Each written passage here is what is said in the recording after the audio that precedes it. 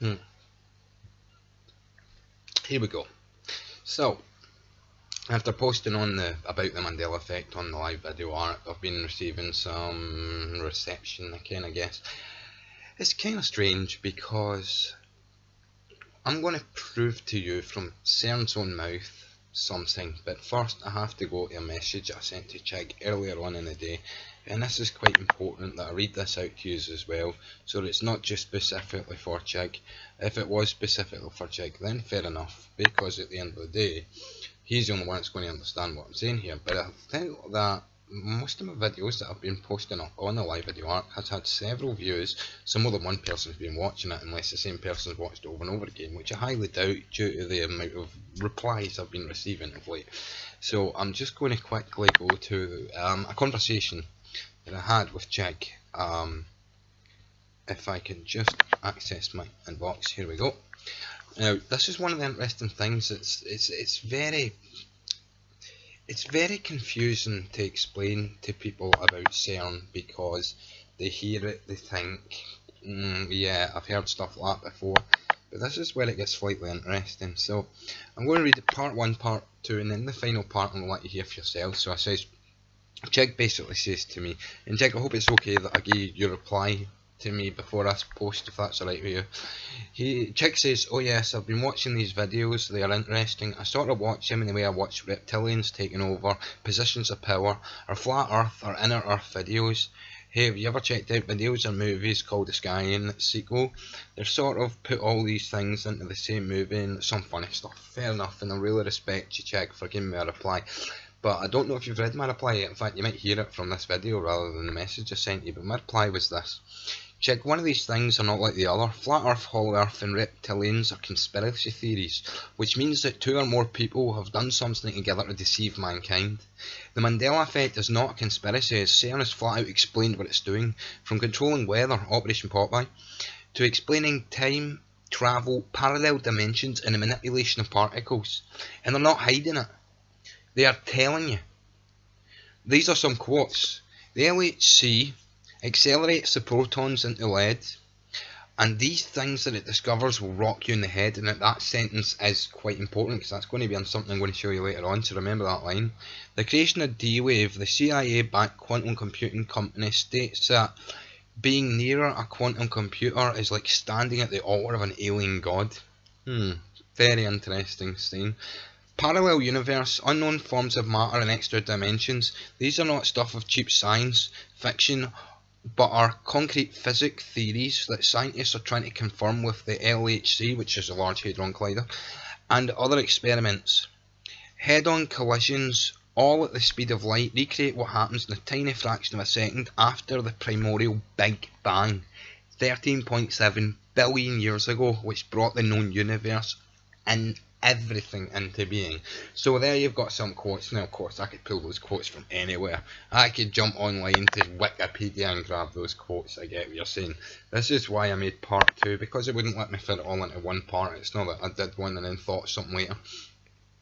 It says I suggest you watch CERN official videos and D-Wave videos and look for quotes from the creator's mouth. They don't even cover up what they're doing or what they've found. What they say is what they're doing and what they've found and the implications of such findings. They will tell you about time travel, parallel universe experiments. They'll say they are messing with time, that they are trying to recreate the Big Bang.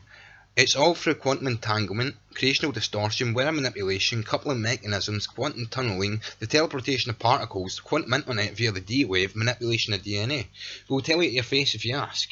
Therefore, it is not a conspiracy, but the actual end goals of what CERN is experimenting on and what they are looking for. So, that's basically the difference. A conspiracy theory, as I say, is when 2 people get together, 2 or more people, to make a deceitful thing to convince mankind. For example, people believe in flat earth, believe the government is hiding that the earth is flat. Same with the hollow earth, and these reptilian ones are all conspiracy theories.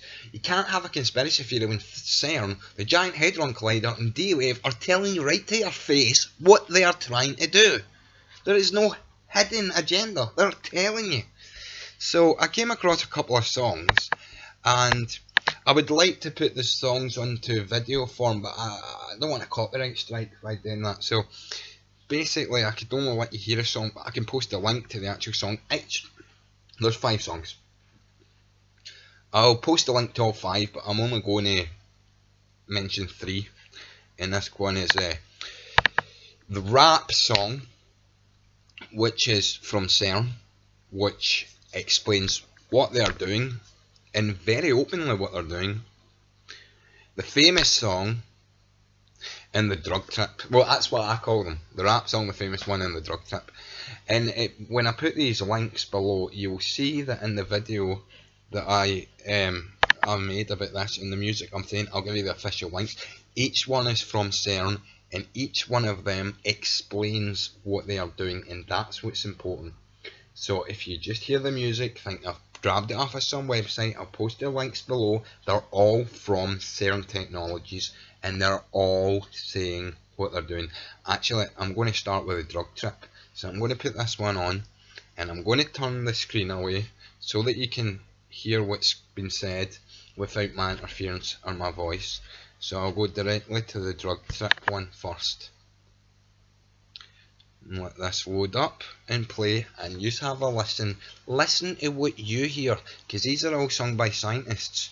Listen to what they're saying to you. They are not covering anything up about what they're doing.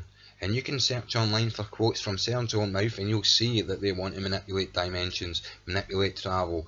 They're doing teleportation experiments. They're doing all these things, and they're not hiding it. So there's probably going to be an advert that I need to blink out in the middle of it, because every time I click on a YouTube link, of course you're inundated with some kind of advert. You need to either listen to 5 seconds worth of, oh there it is, 5 seconds of, or like a full 20 seconds. This is just a 5 seconds one, so here we go. Now this one is quite interesting, so I hope you enjoy it. And it will be starting. 3, 2, 1. Should be starting. I think because I'm dragging memory on the camera as well as trying to watch a video. Here we go. So use listen. Turn this to the side. If you were to zoom in, phase out, move in, focus on this human whose cells magnify as you fly through them and see atoms looming. But you keep shooting past protons, bosons, quarks to leave in the path of a particle's too big, then boom, and enter the intrusion. As you hit the resolution of the universe, the strands of its fabric, the tiniest fragment, the Planck length. Past that, gravity becomes fallacy. Try contrasting that with the galaxies, and to grasp the huge magnitude of the universe, it's unimaginable.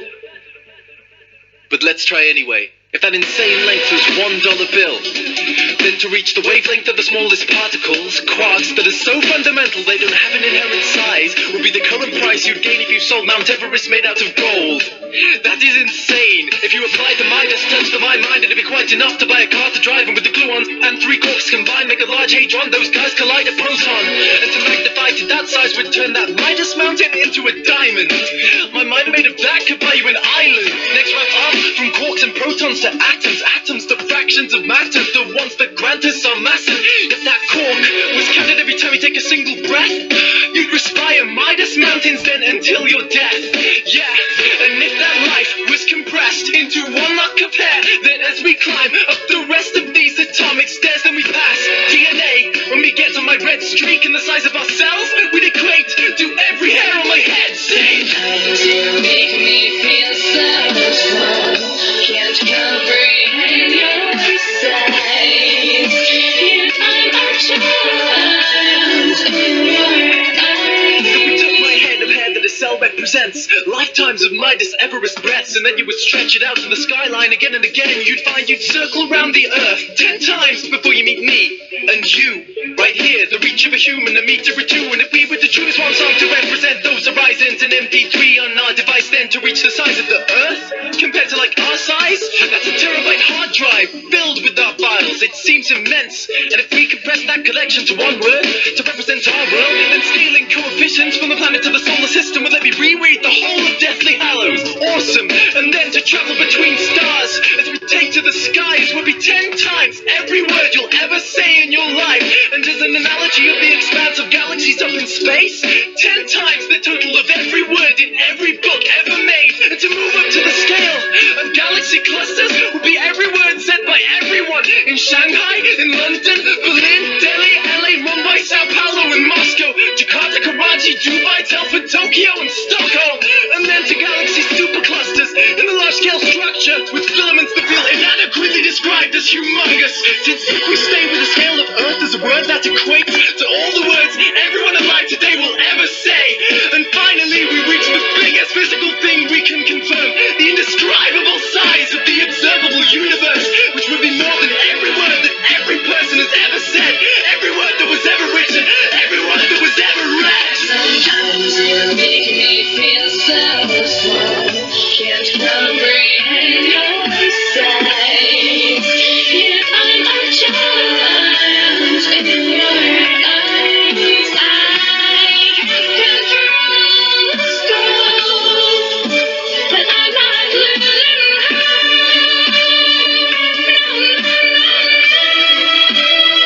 To summarize, every word that every person has ever said in their life, where each word implies enough MP3s to fill a terabyte hard drive, where each song is 10 times the number of drives to the horizon that it'd take to ride around the world each time you set eyes on one, where each horizon is a head of hairs, and every hair there is the length of a lifetime, and each breath of that life is the price of Mount Everest made entirely by Midas, and that finally describes it. Oh, and it's increasing in size, so each time you listen to the song again, it'll be even more difficult to comprehend.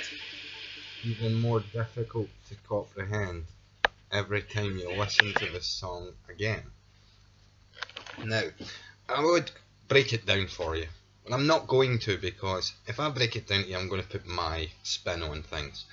I'm actually going to leave this open to your own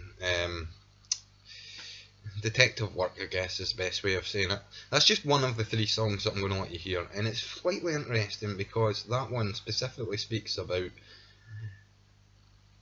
basically trying to understand the very concepts of the universe, but that what they're trying to do is understand the very concepts of the universe, and that not only have they already understood every concept of the universe, they're explaining every concept of the universe in a song. It's very interesting in that sense. It's from CERN. It's a guy who's in CERN. It's a scientist from CERN, and it packs a lot of information. The second one I'm going to give you, remember I said about that what we've discovered will rock you in the head? Well, this one specifically says this line several times over, and it tries to explain what CERN is and what it does, but it goes a little further than that. A little bit further than just explaining what CERN does, and I again once apologise if an advert pops up. No, it's fine. Okay, let's hear this one. This one's quite interesting. So oh yeah. I'm about to drop some particle physics into class. CERN don't even realise that The Stephen LHC Hawking is doesn't super trust duper the fly. Hadron Collider. You know what I'm Look saying. up Stephen Hawking warning of Check CERN. it. 27 kilometers tunnel underground, designed with mind to send protons around. A circle that passes through Switzerland and France. 60 nations contribute to scientific advance. 2 beams of protons swing round through the ring they ride, till in the hearts of the detectors they made to collide, and all that energy packed in such a tiny bit of room becomes mass particles created from the vacuum, and then Oh yeah. LHCb sees where the antimatter's gone. Alice looks at collisions of lead ion. CMS and Atlas are 2 of a kind. They're looking for whatever new particles they can find. The LHC accelerates the protons in the lead, and the things that it discovers will rock you in the head. We see asteroids and planets, stars galore. We know a black hole resides at each galaxy's core. But even all that matter cannot explain what holds all these stars together. Something else remains. The star matter interacts only through gravity. And how do you catch a particle? There's no way to see. Take it back to conservation of energy, and the particles appear clear as can be. You see particles flying in jets they spray, but you notice there ain't nothing going the other way. You say my law has just been violated. That don't make sense. There's gotta be another particle to make this balance, and it might be dark matter. And for the first time, we catch a glimpse of what was from most of the known verse, because CP sees where the antimatter's gone. Alice looks at collisions of lead ion. CMS and Atlas are 2 of a kind. They're looking for whatever new particles they can find. Antimatter is sort of like matter's evil twin, because except for charge, magnanimous is friend. They're the same for a particle, and it's anti-separate. You can store an antiparticle on any shell. That's what it means. Its normal twin, they both annihilate. Matter turns to energy, and then it dissipates. When matter is created from energy energy, which is exactly what they'll do in the LHC. You get matter and antimatter in equal parts, and they try to take this back to when the universe starts, the Big Bang, back when all the matter exploded, but the amount of antimatter was somehow eroded, because when we look around we see that matter abounds, but the antimatter's nowhere to be found. That's why. CPs is where the antimatter's going. Alice looks at collisions of lead ions. CMS and Atlas are two of a kind. They're looking for whatever new particles they can find. The LHC accelerates the protons in the lead, and the things that it discovers will rock you in the head. The Higgs boson, that's the one that everybody talks about, and it's the one sure thing that this machine will sort out. If the Higgs exists, they ought to see it right away, and if it doesn't, the scientists will finally say there is no Higgs. We need no physics to account for why things have mass, something in our standard model when arrived. But the Higgs, I still haven't said just what it does. They suppose the particles are mass because there is this Higgs field that extends through all space, and some particles slow down while other particles race straight through like the photon. It has no mass, but something heavy like the top or its dragons. And the Higgs is a boson that carries a force, and the particles take orders from the field that is its source. They'll detect it. When RCB sees where the antimatter's gone, Alice looks at collisions of lead ions. CMS and Atlas are two of a kind. They're looking for whatever new particles they can find. The same you may think that gravity is strong, cause when you fall off your bicycle, it don't take long until you hit the earth, and you say, dang, that hurt. But if you think the force is powerful, you're wrong. You see, gravity is weaker than we, and the reason why is something many scientists seek. But think about dimensions. We live in just three, but maybe there are others that are too small to see. It's into these dimensions that gravity extends, which makes it seem weaker here on our end. And these dimensions are rolled up, curled so tight that they don't affect you in your day-to-day life. But if you were as tiny as a graviton, you could enter these dimensions and go wandering on, and they'd find you. When RCB sees where the antimatter's gone, Alice looks at collisions of lead ions. CMS and Atlas are two of a kind. They're looking for whatever new particles they can find. The LHC accelerates the photons in the lead, and the things that it discovers will rock you in the head. Oh yeah. Our understanding of the universe is about to change. Okay, our understanding of the universe is about to change. There may be dimensions so small that if you were the size of an atom, you could walk into other dimensions. Yes, basically what CERN is saying there, even in this song, is they already know there are alternate dimensions, parallel dimensions. They already know it. They're singing about it. They can tell. This is an older song, of course, which makes it even more concerning that this was what they were looking for at the time, and who knows what they've found since then. Well, that's what I'm trying to make you understand. So far you've heard the one I called the drug chart in the rap. Now I want you to hear the famous one. This one is quite interesting because it's sung by a famous guy. I'm not going to say who. Just going to put it to the girl. But there are two other ones. The Choir, which I'll put the link to, and the Weird one. Again, that's not his names. That's in his names that I gave them. You've heard two, so that's the third one. And just listen to some of the lines that are written in this song as well. I should explain to you something about this before I play it. And what I want to explain to you about, just let me 1 second, is that the people in CERN created a parody of a song by a man, but I'm not going to say his name because I don't know if by saying his name in this sort of a video would have an effect on the video's ability to be reported. So let's just say they made a parody of a song explaining how atoms and protons work and what they're trying to do, and he himself loved it so much he decided to cover it himself as a parody version of his own. Now you might recognise it from the song or might not, but it's up to you. But listen to the words. Remember, I'll be sending all links to these videos from CERN in the bottom of the post, so check them out yourself.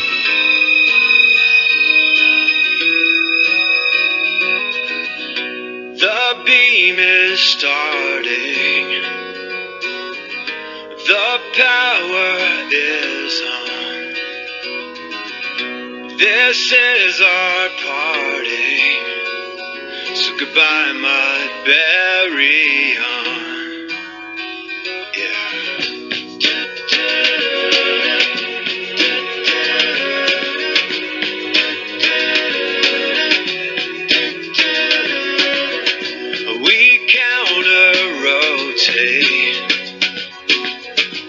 I see you pass by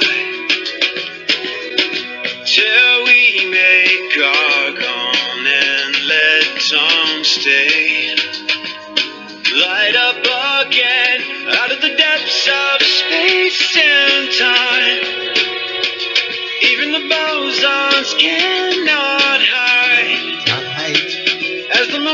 momentum starts to climb, somehow find you and I collide.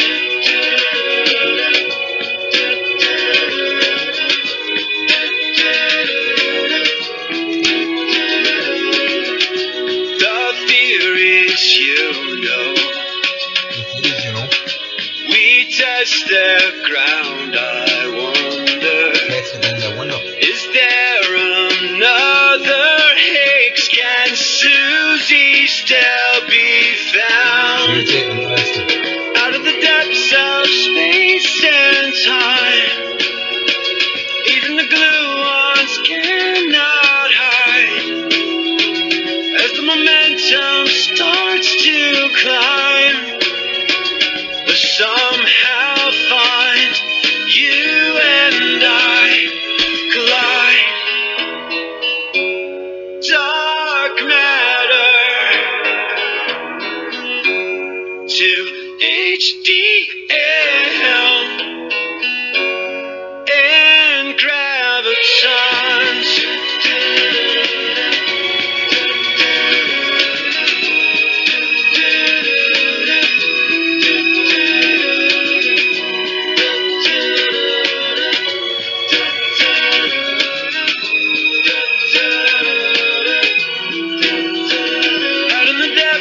Space and time, even the sea quarks cannot hide. Out of the mess we leave behind, what will they find when you and I collide? What will they find when you and I collide? Interesting. What will they find when you and I collide? See, if these were just parody songs or songs that I just dragged out of nowhere, fair enough. But these are songs written by CERN, performed by their scientists, which, I don't know. As I tried to explain to Chig, this is not a conspiracy theory. It is not something that people are using to deceive mankind. This is their goal. Their goal is to find parallel universe, to find and create and recreate the Big Bang's effect, to try to work out the universe, to try to create dark matter. But they've only been able to create dark energy, and a tiny amount of that. Something that even Stephen Hawking knows is the most dangerous experiment being performed in history. Go search it. Stephen Hawking's warning about CERN or the Giant Hadron Collider, and you'll see. Yous are looking at me and yous are saying blah blah Mandela effect person, yeah, this, that, false memory, yeah, Earth is flat, blah blah blah. I don't believe in all that flat Earth crap, or the world is hollow, or any of that stuff. I think that's stupid. But what I am trying to explain is, when you've got a force, and this force is trying to recreate the creation of the universe, and it already knows how to make an experiment to perform that action, then it's not strange to use that some weird side effects are happening due to what they are telling you they are actively doing. They ain't hiding it. They're not hiding it away. They're not saying, oh no, CERN is just a thing to try and figure some things out and it's fine. They're telling you to your face. And that's not just in the songs. Go search it. Go search CERN quotes. Go search the D-Wave.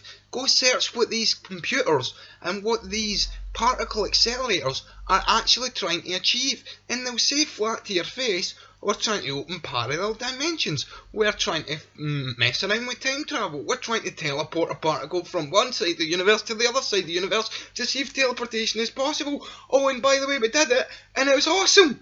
They're telling you, there's no hiding it. They're not hiding, that's why it's so weird. So many people are just sitting down watching blooming American blooming Idol, or sitting there watching, you know, the X Factor USA and all that, and they're content to be in a little box and they don't want to look outside it. Because if you did, you'd find these exact scientists are telling you what they are doing and what they've achieved, and even the side effects of their own achievements and their own concerns about their own experimentation. But yeah, stay in your box. Stay believing that what I'm saying is a conspiracy theory. Stay, come on, I know X Factor's going to be coming on in a couple of weeks and you can hide yourself away in your wee box and knock him outside it and it's fine. Or you can actually open your eyes and look at what's actually been said and realise, hold on a minute, what the hell? Why are they trying to do this? Why are they trying to recreate the Big Bang? Why are they messing with teleportation? What's their end game? Well, it's science, isn't it? It's to get more, gain more, know more and do more. But hell, X Factor's on. See you in a month.